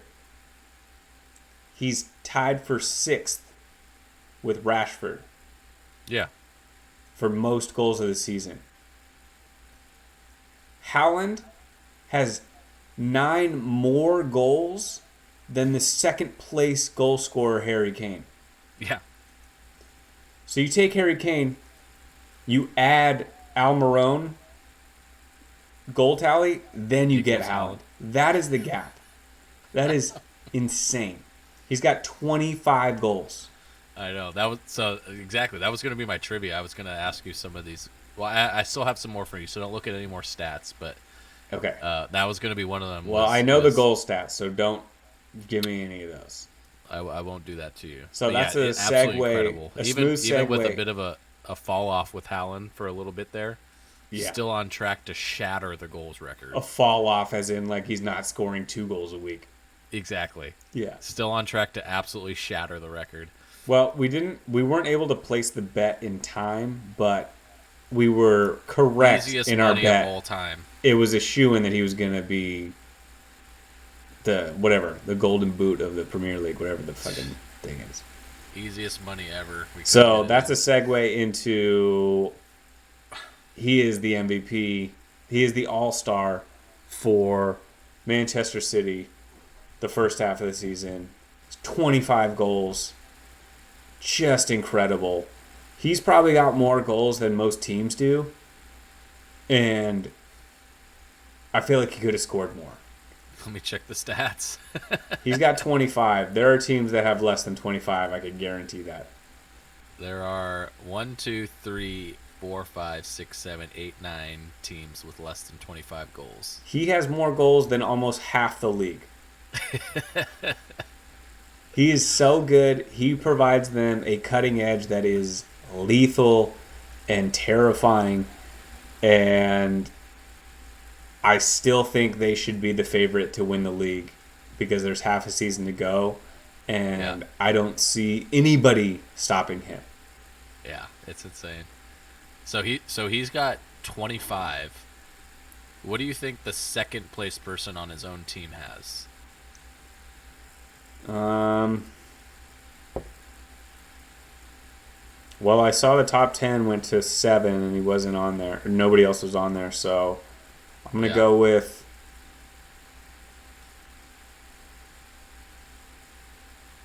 Foden at 6. It is Foden. It's actually he does have 7 actually. So 7? Okay. 18 goal difference between the first and second on his team. Crazy. You add the two of them together, so that's 32 goals.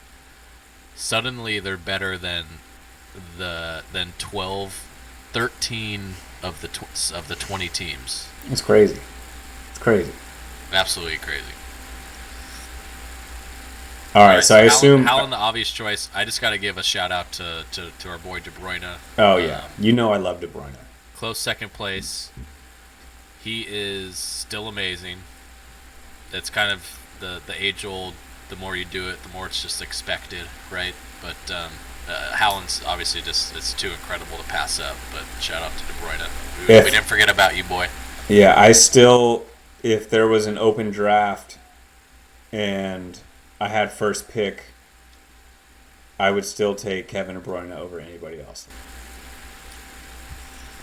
I take Haaland. I would still take De Bruyne. I just think that it is tight. It is tight. I know. But he can create better than anybody else. Oh, yes, yeah. Haaland can finish better than anybody else at the moment, but I think there are other players that you could get that De Bruyne could make look like Haaland, even though Haaland is the best at the moment. Yeah. All right, number 1, first place in the league, Arsenal. I went with Odegaard. I think he has been monumental in their success, and he has done everything for them, and he really has changed who they are in the midfield. He's facilitated scoring. He's basically been Kevin De Bruyne for Arsenal. Yeah. So I went the same. I went with Odegaard. He's been, since the start of the season, the number one reason, like you said, that they're in the position they're in, to be in first place. He's all over the field. He's creating. He's scoring. He's leading, being the captain. It's just, it's just a perfect match made in heaven. Him being on that team with those guys and those players. It's like just being the conductor to the orchestra. And he's right where he needs to be, right where he's supposed to be, pulling all the strings. And you know what's crazy? It's incredible. 2 Norwegians. Yeah. Top of the list. Top of the list. 2 Norwegians. Not in the World Cup. They didn't make the World Cup. They will in 4 years. If they expand it, they're making it. Oh, yeah, for sure. They'll make it then. I don't think I could name another Norwegian, but those 2 are ballers. They are really good.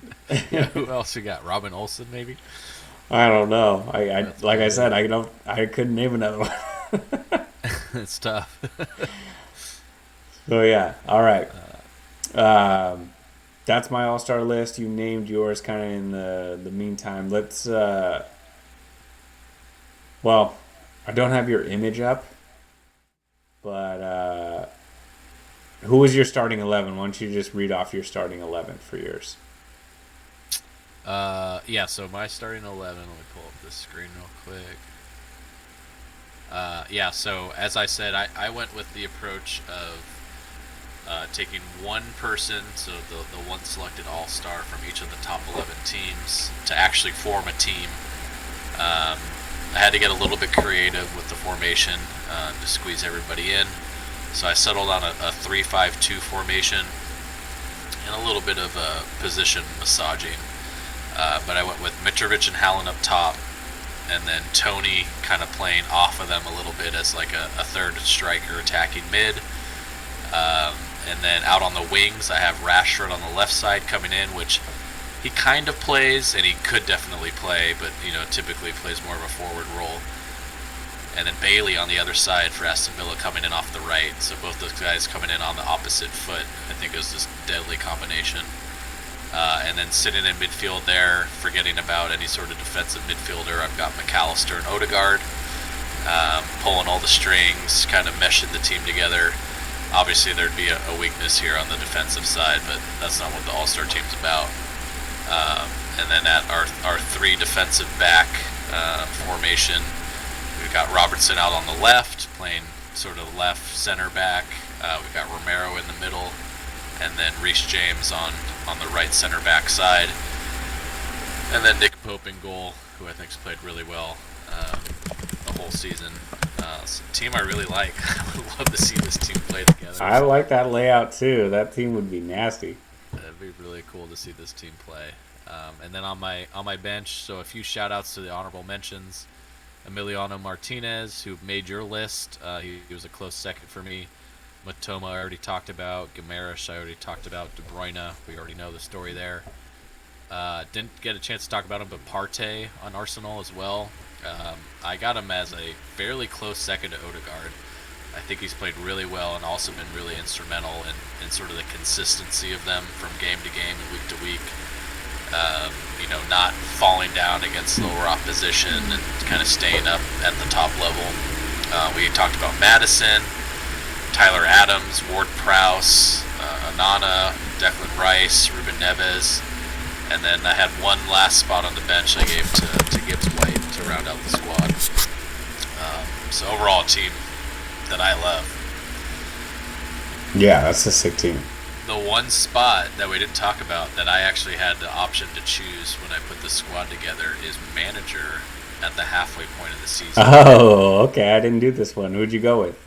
So I went with the obvious choice, Arteta, for Arsenal, doing an amazing job for them this year, obviously being in first place, kind of the struggles and everything they went through last year to where they are now. I don't know if you recall last year, but the first game of the season, I think they lost 2 or 3-0 against Brentford to start the year, and it was just like they just like started out the year horribly last year. So to see where they came from there to now, and like you mentioned it, the confidence they're playing with, the togetherness, the next man up mentality, I think it all comes back to the manager in a lot of ways. So I think it's well deserved for him to be the coach of this team. Yeah, it's hard to go against that. But yeah, I like that. All right, cool.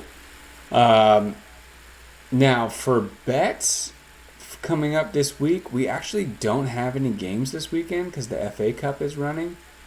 So we have some bets lined up for next week. So we can actually table that, and then next Thursday we can go over those games for the weekend. So we actually have a breather this weekend. Yeah, a little bit of a breather. We won't look at the lines for the FA Cup.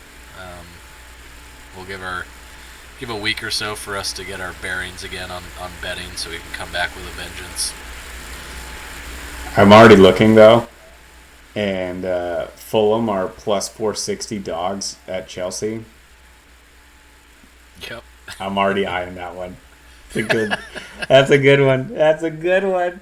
Oh man. Oh man, plus 320 for the draw.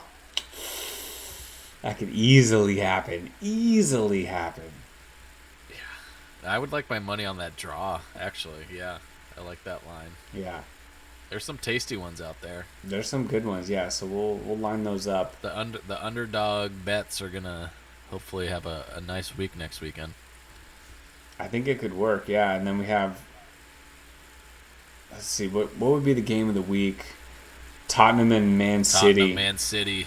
Yeah. In Tottenham, London. That's a plus 320 for a draw too. Yeah, but I can't go against Man City ever.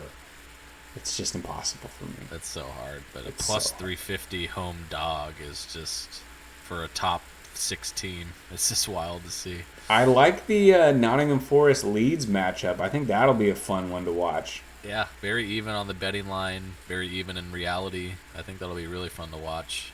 On the road, Leeds. I actually like the over in that one. Because I already talked about how bad Leeds' defense is. I would think that for sure. Yeah. I think Nottingham Forest is a comparable team to Leeds. They're kind of similar. I wish it was at Leeds and not at Nottingham Forest, but yeah. Yeah, either way, it'll be a fun match to watch, I think. Yeah, it will be. Yeah, there'll definitely be some cool games to watch next weekend, so that'll be exciting. We'll talk more about them. Nice. All right, any parting shots, Torrin? Yeah, you know what? We'll just skip over the trivia. Well, I didn't have any trivia. Did you have? You had. What was yours? Yeah, what was yours? Do yours. Don't do goals because I looked at those. I just had some stat checks for you. Yeah, hit me with them. Halfway mark of the season, essentially, right? So we already talked about goals. You shared that. Who do you think's leading the league in assists? Well, my brain immediately goes to De Bruyne. And your brain would be correct. Yeah, he's the best. Who do you think is second, though? Odegaard. No, he's not even in the top 10. Really? I'll actually tell you, there's Robert? 2 other people on Arsenal ahead of him in the top 10. Okay, my next guess would be Robertson. He is in the top 10, but he's tied for. It looks like there's a 7-way tie for 4th. Okay. Okay. All right. Um,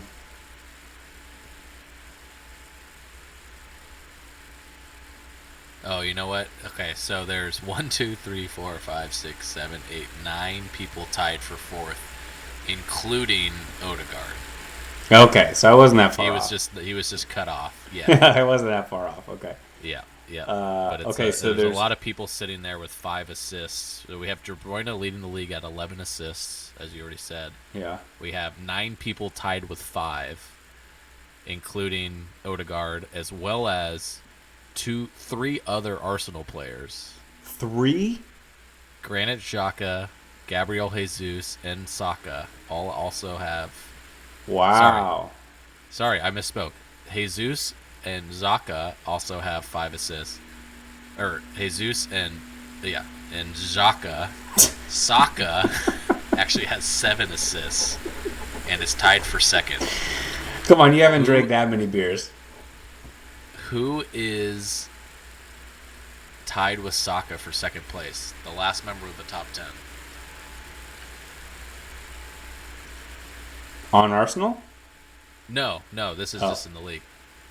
So Saka's tied for 2nd overall in the league with 7 assists with 1 other person.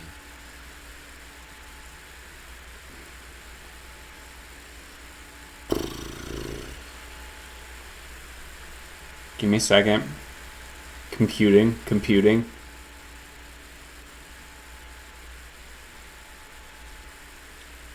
Bruno Fernandes? Oh, I don't like that pick. Not him. I said it and it like tasted bad coming out.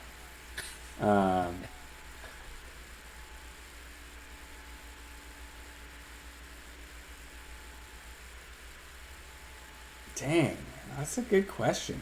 I was surprised when I read this, actually. Don't tell. Is it Perisic? No, it is not. He's one of those guys tied for 4th with 5, as well as Kulusevski.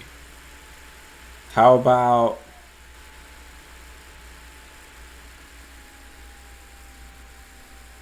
Foden? I'm thinking of. I was like, if Haaland's got 25 goals, he's probably got someone dishing it to him other than De Bruyne. It's certainly not anybody from Chelsea. I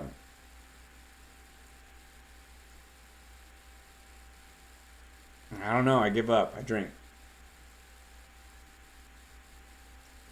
I can't hear you anymore. What happened? Did you bump the mic?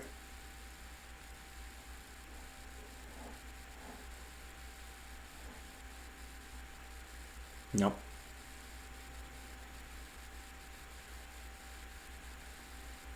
Nathan. I hear Nathan. There we go.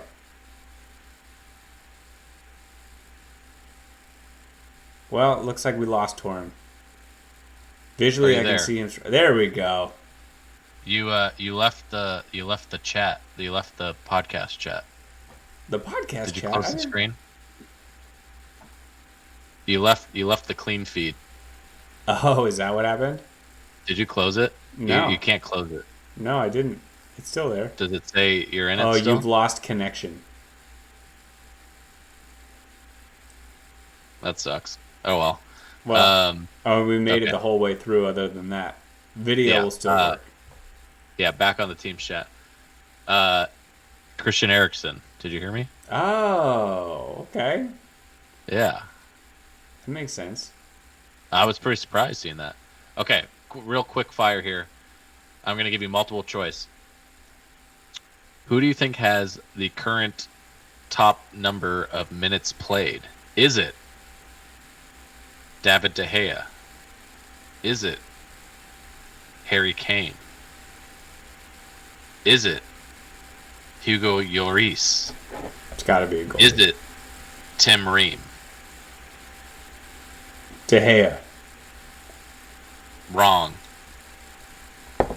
Lloris? Wrong. Wow. Is it Ream? Tim motherfucking Ream. Woo! Timmy Ream. Leading the league in minutes played. Hell yeah. That's incredible. Most shots. Is it Harry Kane? Is it Erling Haaland? Is it Mitrovic? Or is it Mo Salah? It's Mitrovic. Who? Mitrovic. Nope. Oh, Haaland. Nope. Salah? Nope. Woo! 0 for 4.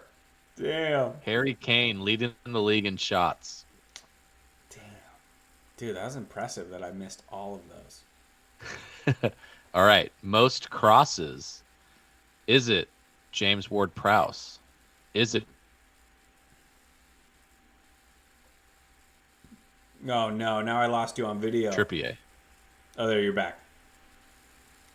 All I heard was Ward-Prowse. Who was after Ward-Prowse? Is it Ward-Prowse, Kevin De Bruyne, Andres Pereira, or Kieran Trippier? Trippier. It is. Got one, baby. All right. Couple more for you. Clean sheets. Leading the league in clean sheets. Is it Pope? Aaron Ramsdale? Ooh, it might be Ramsdale. Is it Ederson? No. Is it David De Gea? Or is it Nick Pope? I'll stick with my Nick Pope guess. It is Nick Pope by 3 clean sheets. Let's go, baby. In the league. All right. Let's go with all right, we'll go with a good one here. Most offsides. Inzaghi. Is it Ivan Toney?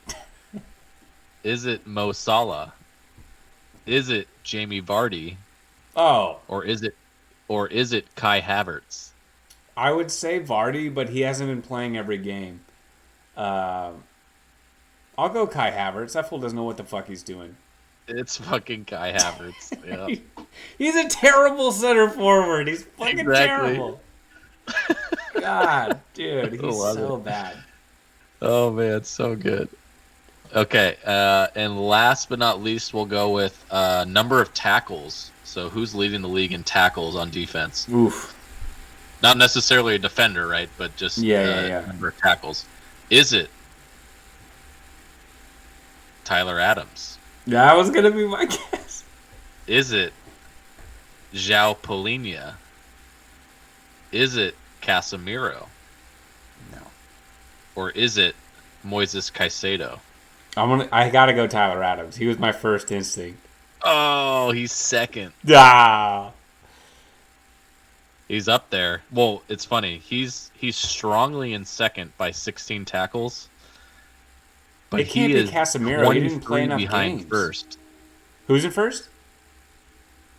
Polina on Fulham. 94 tackles. Damn. 23 more tackles in second place. Huge gap. Casemiro just joined Man United. Already tied for third. That's crazy. That's wild, isn't that? Yeah, that's crazy. He's already top 5. He doesn't even strike you as like a big defender, you know? Mm-hmm. Yeah, it just shows how important he's been for them. Yeah, really good. All right, well, that's it. That's all I got. Well, we lost the audio, but we kept the video going. We made it through. That's a technical difficulty. I ran out of beer, and I didn't hit the scoreboard for a while. But yeah, you definitely lost connection because I lost your Google chat too. It's gone. So, which is weird because my video feed was fine, right? I can't see your video anymore. You don't see me right now. No, like you left the Google chat. Because the Google chat's gone. Well, yeah. Well, shit, I see myself. Hopefully it was good. Anyways, Yeah. episode complete. Yep. That was fun. That was We'll a good come one. back next week and we'll do it again. Yeah. Hopefully more with beers. some cool new transfer news. I'm excited. Yeah. Maybe Weston Transfer window's McKinney. just winding up next week, so expect some fireworks. Weston McKinney. Let's make a move to the EPL, baby. Let's go. Come on down, baby. Come home.